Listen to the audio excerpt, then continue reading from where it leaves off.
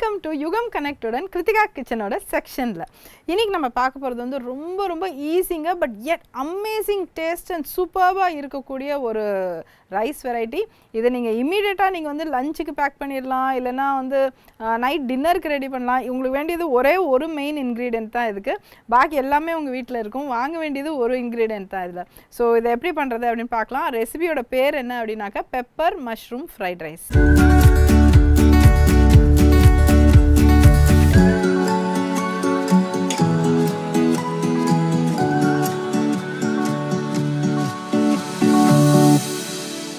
So இதுக்கு வந்து தேவையான பொருட்கள் மஷ்ரூம், மிளகு, கொத்தமல்லி, பாஸ்மதி ரைஸ், எண்ணெய். ஓகே, ஸோ பாஸ்மதி ரைஸ் இல்லைனா பிளெயின் ரைஸும் வச்சுக்கலாம். But only thing plain rice நீங்கள் வைக்கும்போது ரொம்ப நம்ம சாதம், சாம்பார் சாதம் அந்த மாதிரி சாப்பிட்ற மாதிரி ரொம்ப குழைய வைக்காமல் கொஞ்சம் ட்ரையாக இருந்துச்சுன்னா இதுக்கு ரொம்ப சூப்பராக இருக்கும். ஸோ இதை எப்படி பண்ணுறது அப்படின்ட்டுனா பார்க்கலாம். முதல்ல வந்து ஒரு நல்ல கடாய் வச்சுட்டு ஆயில் ஆட் பண்ணிக்கலாம்.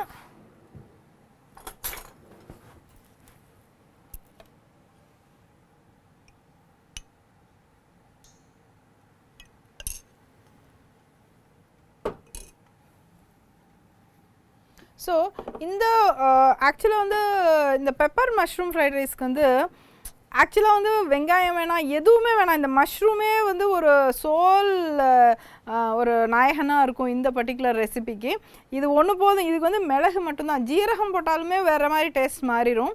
ஸோ இது ஒன்று தான் இதுக்கு வேறு டேஸ்ட். நான் பூண்டும் எடுக்கல, எதுவுமே எடுக்கல, இது ஒன்று போதும். இதுக்கு அவ்வளோ தூள் கலப்பும் இது. அதே மாதிரி வந்து நீங்கள் வந்து லைக் சப்போஸ் இதை வதக்கிட்டு பாஸ்மதி ரைஸை போட்டு தண்ணியை கரெக்டாக வச்சு பண்ணிங்கனாக்கா அப்படியே வீடே அவ்வளோ நல்ல ஒரு டெலிகேட் அரோமான்னு சொல்லுவோம் பார்த்தீங்களா, அவ்வளோ நல்லா இருக்கும் அது. பட் நான் வந்து இப்போ நான் உங்களுக்கு காமிக்கும்போது நான் இந்த தனித்தனியாக வச்சு தான் பண்ணியிருக்கேன். நீங்கள் வந்து இந்த மாதிரி தனியாகவும் மிக்சிங் பண்ணிக்கலாம், இல்லைனாக்கா சேர்ந்தே அதை வந்து உங்களுக்கு சேர்ந்து தான் ரொம்ப பிடிக்கும் அப்படின்னு சில பேர் ஃபேமிலிஸில் இருப்பாங்க. அப்படின்னா இதை வந்து சேர்ந்து போட்டு அதை வாட்டரை கரெக்டாக அளந்து நீங்கள் பண்ணிங்கனாக்களும் ரொம்ப சூப்பராக இருக்கும் அது. ஸோ இந்த ஆயில் நல்லா ஹீட் ஆயிடுச்சு.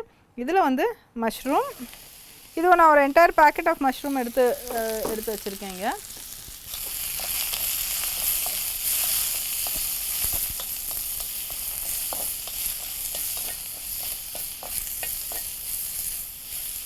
ஓகே, கொஞ்சம் வதங்கினோடனே நம்ம எல்லாத்தையுமே ஆட் பண்ணிடலாம். அதை ரொம்ப வதக்கிட்டு இருக்க வேணாம் அதை, ஏன்னா அதோட டெக்ஸ்டரே மாறிடும். அப்புறம்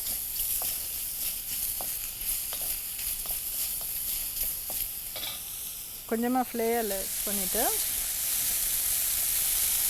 ஈவன் கொத்தமல்லி கூட சும்மா ஒரு கலருக்கு தானே வழியா, கொத்தமல்லி கூட இதுக்கு வேணவே வேணாம். அதுக்கு பெப்பர்,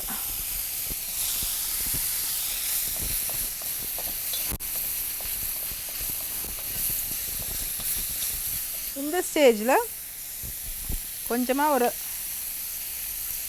ஒரு டேபிள் ஸ்பூன் ஆயில் மட்டும் ஆட் பண்ணிக்கலாம்.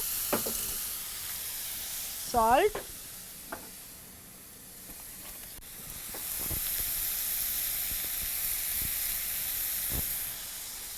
சால்ட்டெல்லாம் கரெக்டாக கம்மியாகவே ஆட் பண்ணிக்கோங்க.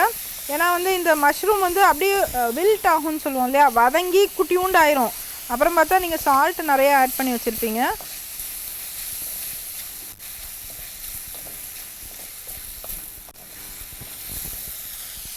ஓகே, நெக்ஸ்ட் வந்து இது ஃப்ரைட் பாஸ்மதி ரைஸ். ஸோ இது பார்த்திங்கன்னா இன்னும் இப்படி சிங்கிளாக இப்படி பொலான்னு இதை பாயில் பண்ணி எடுத்துருக்கோம்.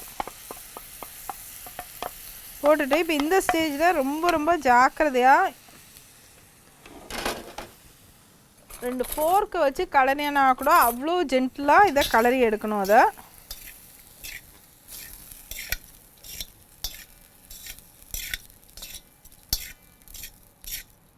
ஓகே,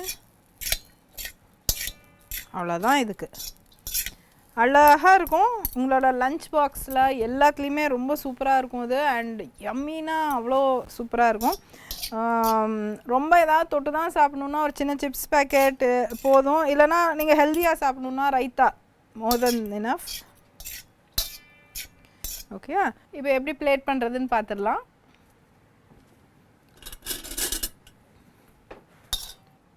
இது பார்த்திங்கன்னா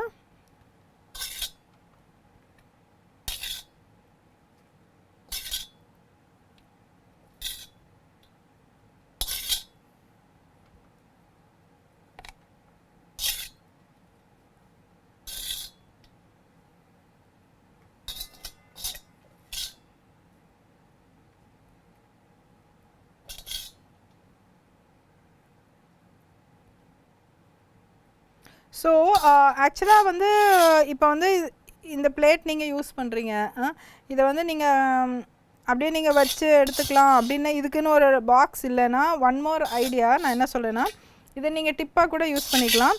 இந்த மாதிரி பிளேட் இருக்குது இல்லையா, இது மேலேயே நீங்கள் கிளிங் ஃபில்மை ரேப் பண்ணி டைட்டாக ரேப் பண்ணி இதையே அப்படியே நீங்கள் ஒரு லஞ்ச் மாதிரி எடுத்துக்கலாம். நீங்கள் கார்லேயே இருக்கட்டும் அப்படிங்கிற மாதிரி நினச்சிங்கன்னா இதை அப்படியே ரேப் பண்ணி தெரியும் உங்களுக்கு என்ன இருக்குது, மீல் என்ன இருக்குதுன்னு தெரியும். தட் இஸ் ஃப்ரைட் ரைஸும் சாஸும் இருக்குது அந்த மாதிரி உங்களுக்கு தெரியும். ஸோ அந்த ரேப் அப்படியே சாப்பிட சாப்பிட அப்படியே இந்த பழத்தை உரிக்கிற மாதிரி அப்படி அப்படியே உரிச்சு அப்படி சாப்பிட்டு வச்சிடலாம். பை சான்ஸ் நீங்கள் உங்களால் ஃபினிஷ் பண்ண முடியலன்னா நீங்கள் அதையே அப்படியே கவர் பண்ணி திருப்பி வச்சிடலாம் அதை. ஸோ அது ஒரு நல்ல ஒரு டிப் இது உங்களுக்கு.